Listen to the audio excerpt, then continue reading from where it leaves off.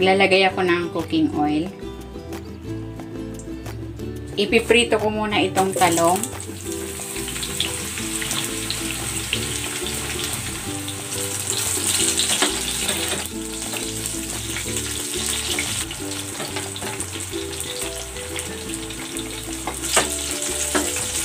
Okay na ito. Hanguin ko muna.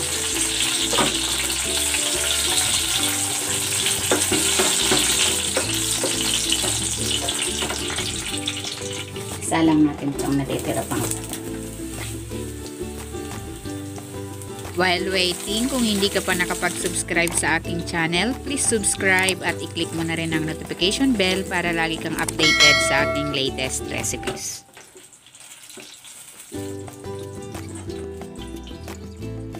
Magigisa na ako ng bawang.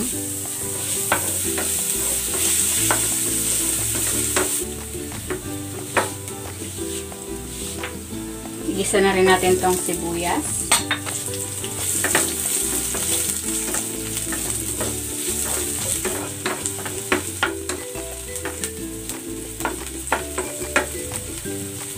Lagay na rin natin tong kamatis.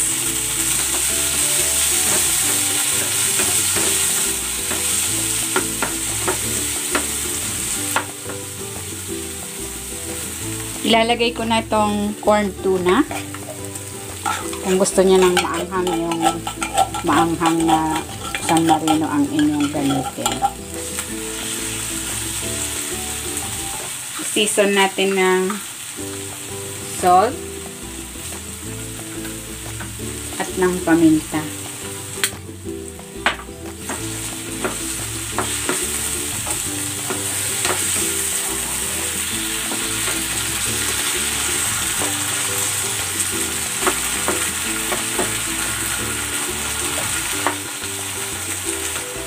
And then, ilalagay ko na dito yung prinito nating talong.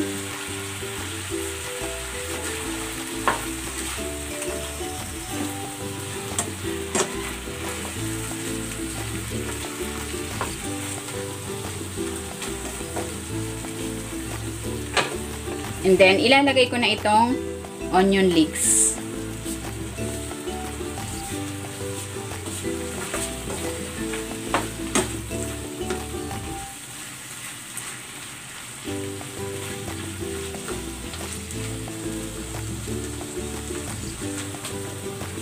Ayan, luto na itong ating stir-fried talong with tuna. Hanguin na natin.